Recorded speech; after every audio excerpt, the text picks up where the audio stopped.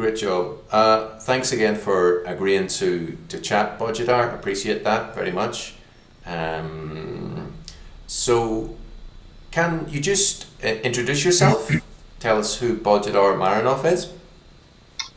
Um, I don't have much to say. I'm a missionary to my native country, Bulgaria, and I've been a missionary for quite a few years since the mid 90s.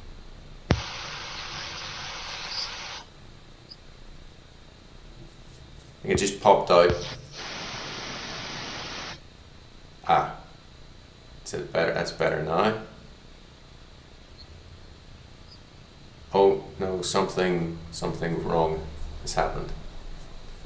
Maybe just use the other microphone. I don't know.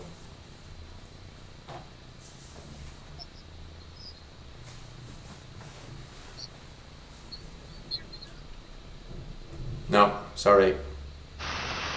Now, Yeah, yeah, yeah, yeah. Oh, go. No.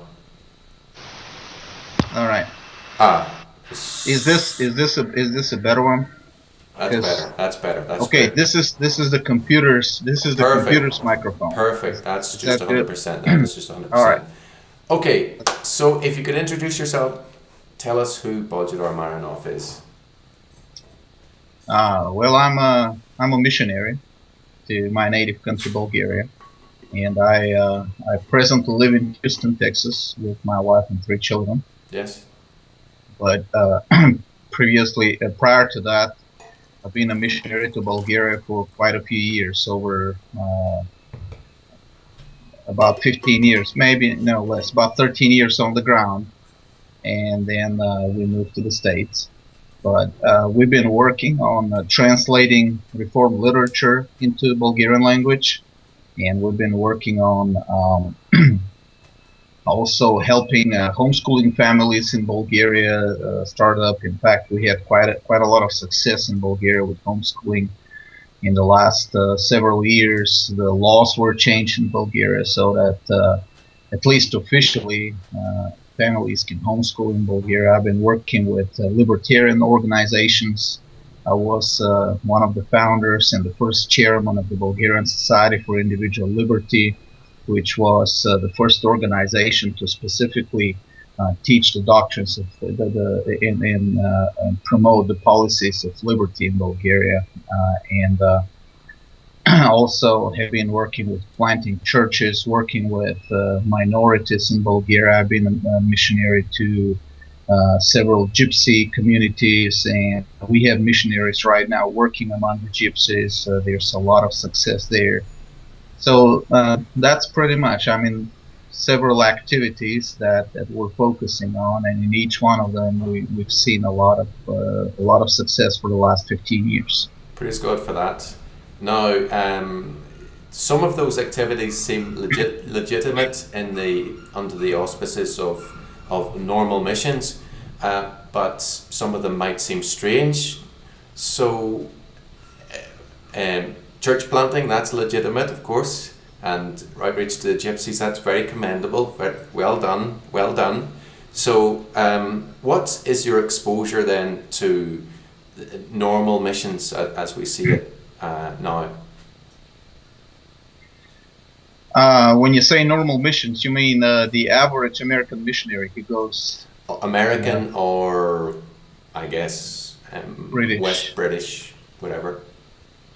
Yeah, the normal in this respect, the normal missionary that goes to the field usually is limited to only a few limited areas, and that is planting churches and saving the souls of his listeners, and then also maybe getting them to come to church Sunday morning, and that's about it. Most of the missionaries go to the field, and they don't have any comprehensive idea of how the gospel would affect every area of life.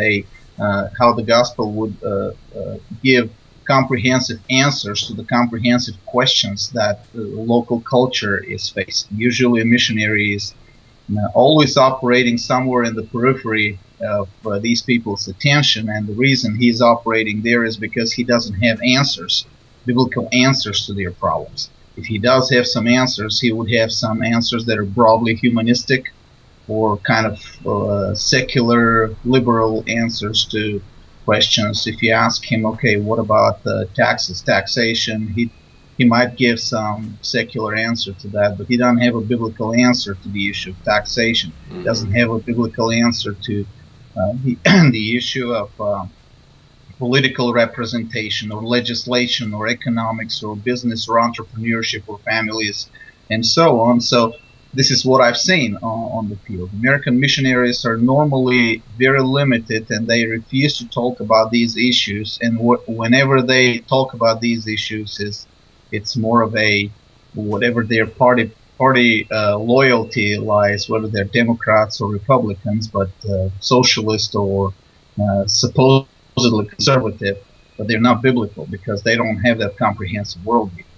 Indeed, very much so, and I'm sure there's some issues that we're going to pick up on there, but you worked as a translator, I believe, and early on or helping open air missions and all sorts of things, so you have quite a lot of experience there. So broadly speaking, can you expand on your critique? What would be the core of your critique of that narrow focus of the contemporary American or British missionary? My critique would be focused on the fact that these missionaries, most of these missionaries, have a very limited view of the gospel, and they don't understand the biblical gospel. The biblical gospel is not limited to the salvation of individuals. It is not snatching souls to line them on a bus stop to heaven, and then just waiting to okay, what are we doing now? We're in this frustrated condition. We can't do anything here because we don't have any theory, any ideology, any practical ideology of what we're supposed to do here. But then God is not coming that quick, and we're not dying that quick. So what are we doing? Well, get more people in the same frustrated condition, of course. That's in the same frustrated state. And the biblical idea of the gospel is that the gospel is something. When Jesus died, save the world. This is what.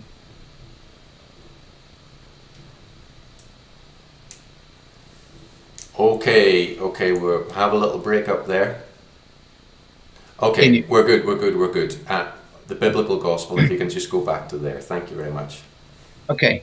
The biblical gospel is it's not focused only. It's not focused. Okay. Sorry. Start from yeah. The biblical gospel is comprehensive. It is not limited only to the salvation of the individual or only to a few propositions about pure theology. The biblical gospel is comprehensive. It covers every area of life.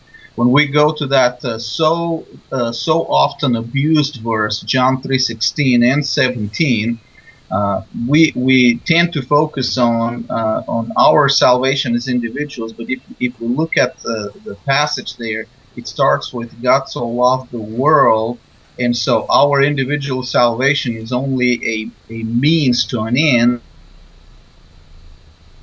At verse 17, which is so that the world might be saved through him. Very, very good. So people would often react that you're distracting from the gospel, but the problem is that their conception of the gospel, the contemporary conception of the gospel, is limited, and it's a question of what the gospel is, and it's not some new invention. It's there in the Bible. The gospel is the reign of Christ, the reign and rule of Christ over the nations, and Christ's comprehensive salvation of the nations, which is another issue, I suppose. We need to go to 1 Corinthians 15 to see that when Paul starts, this is the gospel that we're preaching, and he continues to verse 28 where he says, until everything is subject to him, everything is subject to Christ, and then he will subject the last enemy, death, and he will deliver the kingdom to his Father. So that whole passage there shows us that the gospel basically is concerned with bringing every knee to submit to Christ on the earth in history. we're expecting this to happen in history, and our gospel is that comprehensive gospel that subjects everything to Christ. Amen. That's right. All things mean all things, material, immaterial, in the world of thought, and so on. So this brings me to a question specifically focusing on Europe. Why is Europe, in your opinion, such a graveyard for missionaries? It's an interesting question, isn't it? Because there is really no persecution of missionaries in Europe. An American can go there and can live a pretty comfortable life, and yet Americans come back here to the States after 10 to 20 years in the field, and they haven't had any success there, and they come back home frustrated because they hadn't had any success. But the fault lies with these missionaries themselves, and the reason they come back home without any success, the reason they have met such a resistance there is because when they go to Europe, they're not addressing the central issues of the culture with their gospel. They're not laying the axe at the root of the problems. They're not attacking the idols of the culture. They're speaking peripheral things. They're speaking their limited gospel, relegates them to the periphery because they're speaking only on peripheral things. And there's a rule in any kind of ideology or propaganda or philosophy and so on. There's a rule: if you're only speaking to the periphery, you're going to be relegated to the periphery of the society. You're not going to be. You're going to be only moving in the margins of that society, and nobody's going to pay you attention except for a few people that will have the spare time to pay attention to some wacko out there who don't know what to say about the really important issues. Well, it seems to be that very much mirrors the situation of the Calvinistic Presbyterian Church in the United States and indeed in my own country. As you pointed out clearly in your latest article, that they used to be very much at the centre, leading on the War of Independence and the War of Northern Aggression right. as well. They were very much formative of the opinions of the times right up to the 1930s and so on. So it is a theological problem, and it's more than it is anything. And I can think of missionaries that I know of in France, and they have some sort of an outreach to the French, but their main contact is with university students who are from different countries and so on. So it's not to decry that, but it speaks to the fact that it's the peripheral folks that they have contact with, and so on. People that have time as well, maybe want to improve their English. Who knows? So that leads me to a question: how then do we turn this around, and how do we rectify the situation? Well, obviously we have to change our theology first. If we don't change our theology, we're not going to have, because here is a rule that ideas have consequences. And I actually want to go a little bit farther back, because I believe ideas are themselves consequences of our faith. Faith has consequences. That means we need to change our creed. We need to change the way we look at our faith. So far, even though we claim to abide by the older creeds of Christendom, we really don't, because we only take a small portion of them, that is the pure theology, and what I consider dirty theology, that means theology applied to the dirty world. We don't care about that part. We don't care about the part that these people in the past who framed the creeds of the church and participated in the councils, they took a pagan culture, a culture that was exquisitely cruel and barbaric, even though it was organized as a civilization, and they built a completely new culture. Now, that culture wasn't perfect from the very beginning, but these people were out there teaching the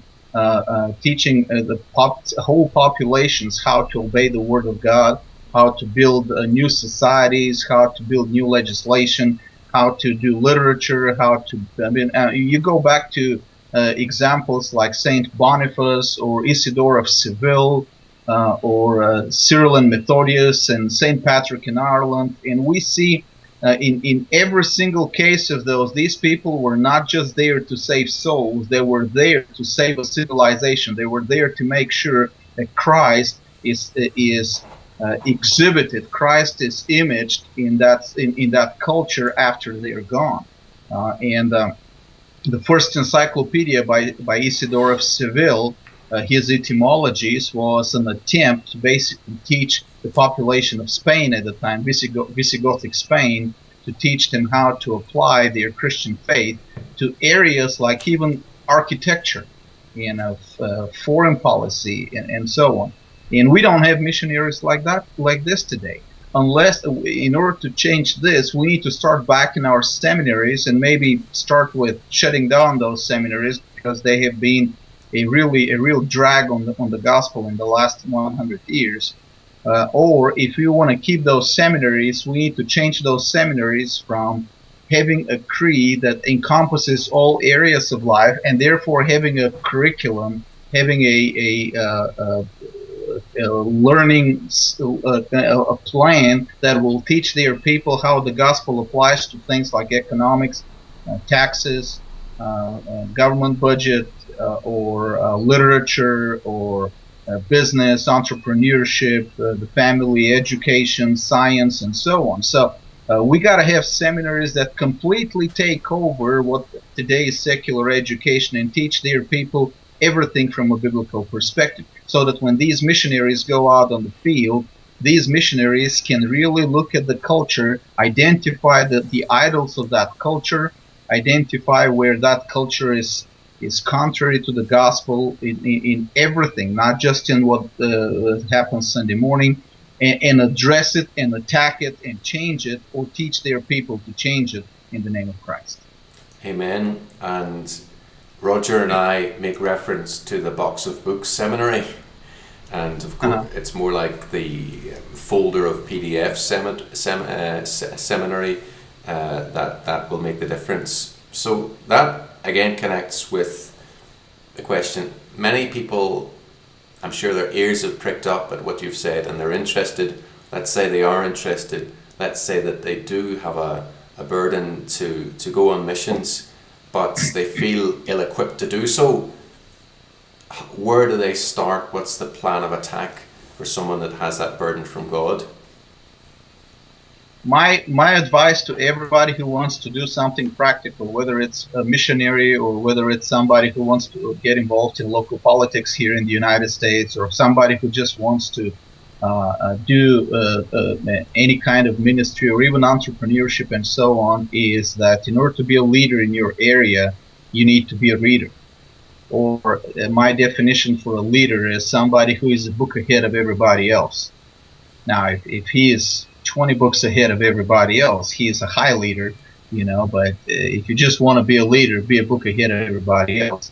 And I would say anybody who wants to go to the mission field needs to start with reading the basic books of Christian reconstruction.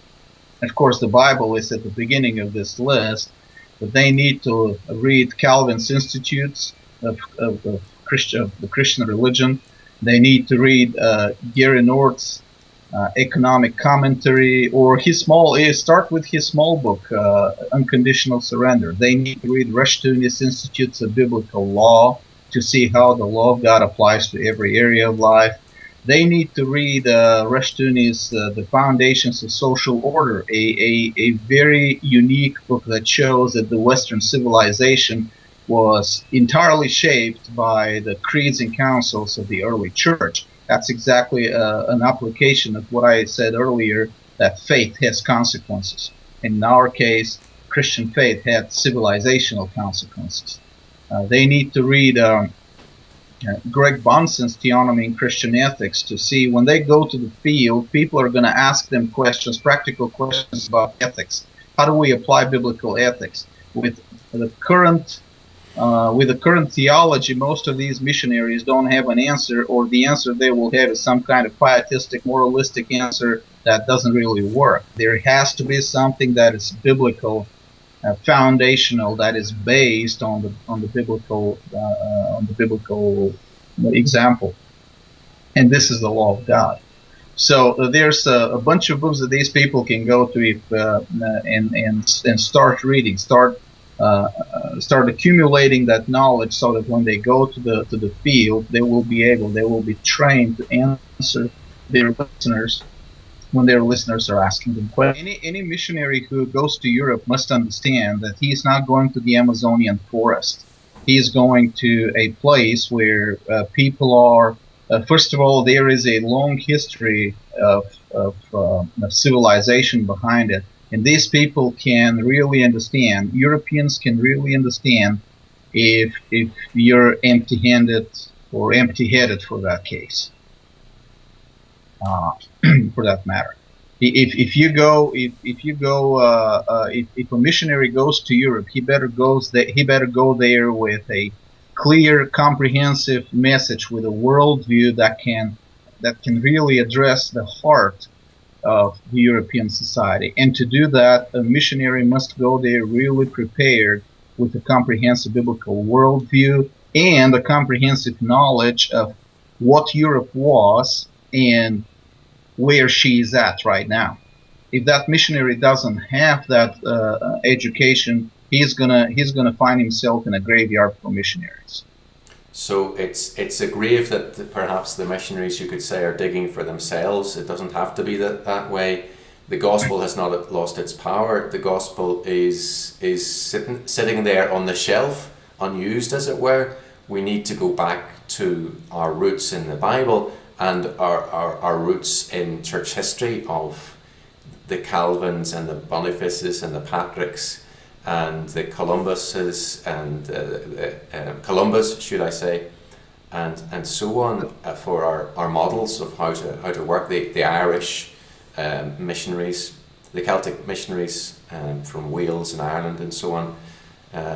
We need to go back there. So let's just say that this person is going to his own culture, his or her own culture, their own culture, and they've done, say, 5 years, 10 years of reading and so on. What could be one possible approach of practically outworking that mission work? Should they stand on street corners? What should they do? Street corners are nice, and I mean, you can get people there, but street corners today internet is the street corner today. Internet is the marketplace of Paul's time. Remember, Paul went to marketplaces in Greek cities, and that's where he preached. And also, in the street corners are again on the internet. The issue here is not whether you're on the street corner or not. The issue is, can you take the practical issues, the practical problems of their everyday life, and present a comprehensive, systematic approach to their solutions based on the Bible? This is what matters. This is what is of the utmost importance. So which means that anybody who goes back to Europe now, if he is going to a non-English speaking nation, one of the first jobs he will have will be to start translating. They need to have that foundation, that intellectual foundation for building that civilization. If these people don't have books to which they can go back in their own language and read from these books the theoretical background for the solutions, they're not gonna be able to advance. But if you're talking about an English-speaking nation like Ireland or Scotland or England, in these cases, what a missionary needs to do is a missionary needs to start reading the news, or needs to start going to online discussions and so on, and he will see what these people are concerned about. What are the main issues in their society? What are the main problems?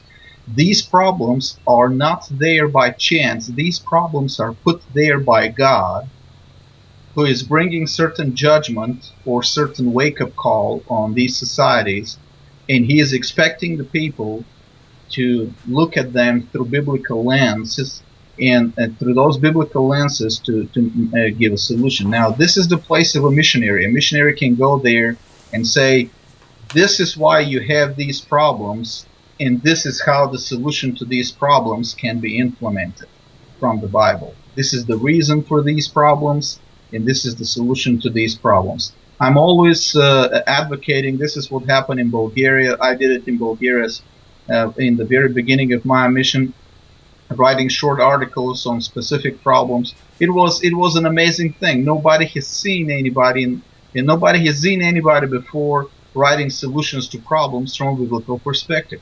People were looking at it and they didn't know what to say from the very beginning.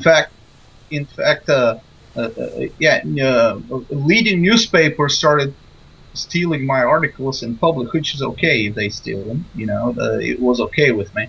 Started stealing them and actually printing them, publishing them, because they've never seen anything like this before.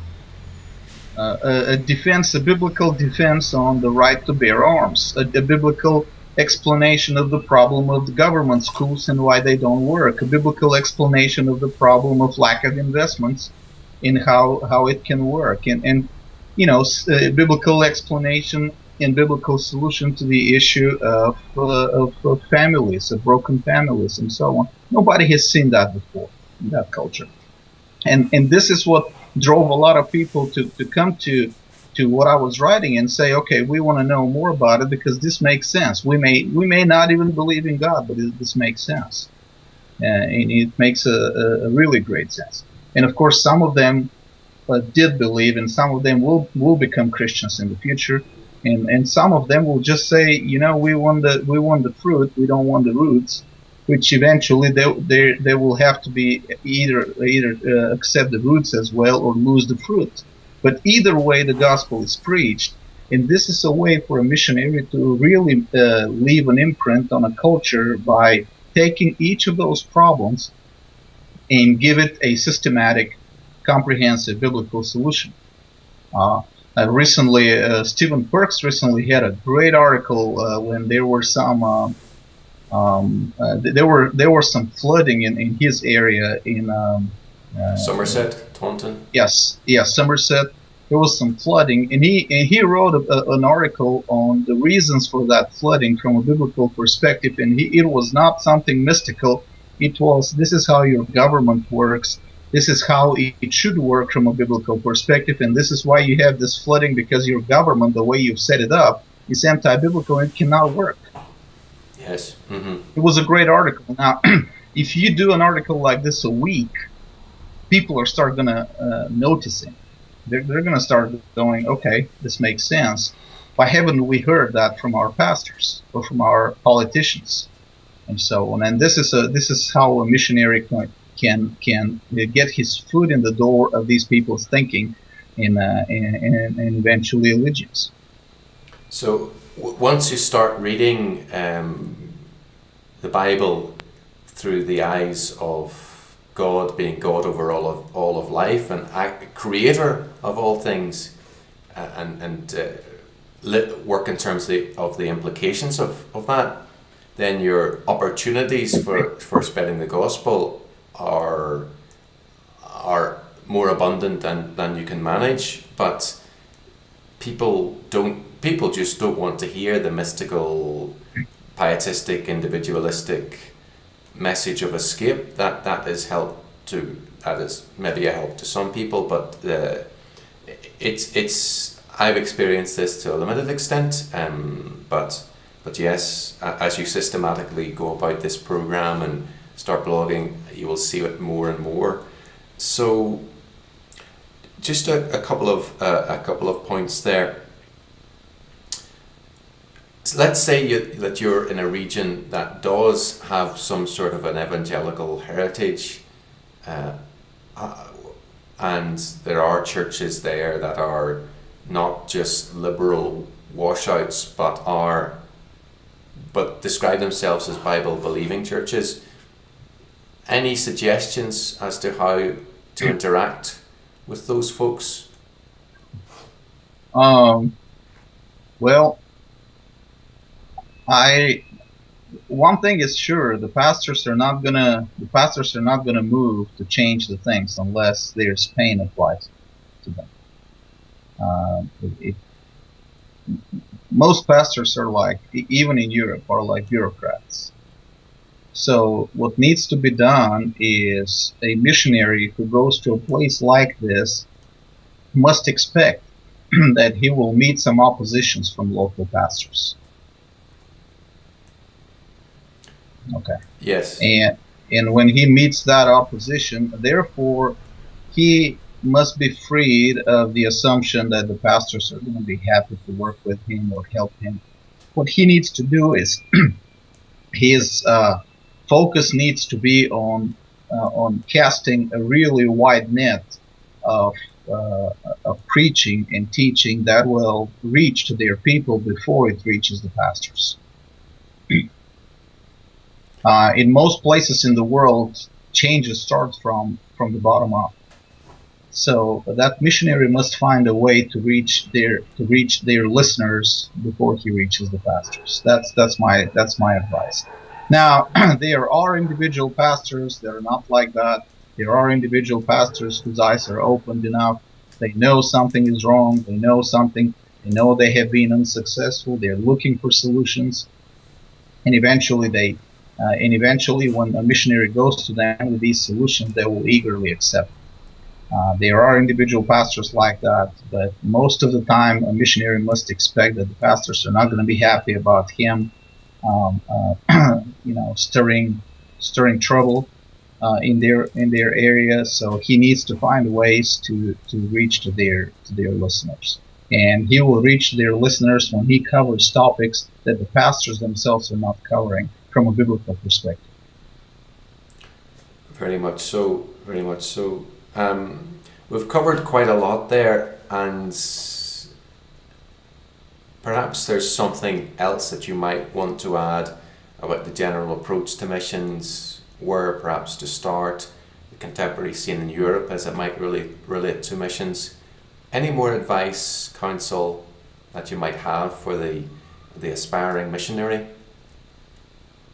My advice would be this: don't allow yourself to think that any area of the life of your listeners is not worth addressing.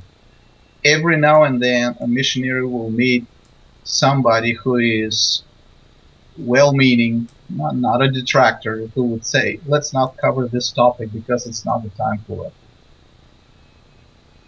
A missionary, this is the real killer of a mission. If a missionary decides that this topic or that topic or another topic should not be preached. Now that doesn't mean that he should start acting on it right away, but at least he needs to make his listeners aware of what the Bible says about that topic. A missionary must be absolutely courageous in addressing every single area of life, whether he believes it's the time for it or it's not the time for it yet. He needs to be prophesying against governments, against church leaderships, if necessary. He needs to be addressing the overall social order and the social system and the political system and the economic order and the courts and so on. He must be speaking on everything. So if anybody who does not have the heart and does not have the guts to go to another nation, to another culture, and basically attack every single foundation in that nation and lay it waste for the gospel and start building anew in every single area, does not have what it takes to be a missionary and better not go to the mission field. And if you do have the calling, there's no doubt that God will give you the grace, but He's not going to do it. He's not going to do it for you. You're going to have to put the spade work in for sure, and it is going to cost you. It's going to cost you friends. It's going to cost you family members. It's going to cost you your entire social network, perhaps. It's going to cost you maybe financially, but that's par for the course in doing mission work. So something just occurred to me: the issue of idols, and I think this is a key issue.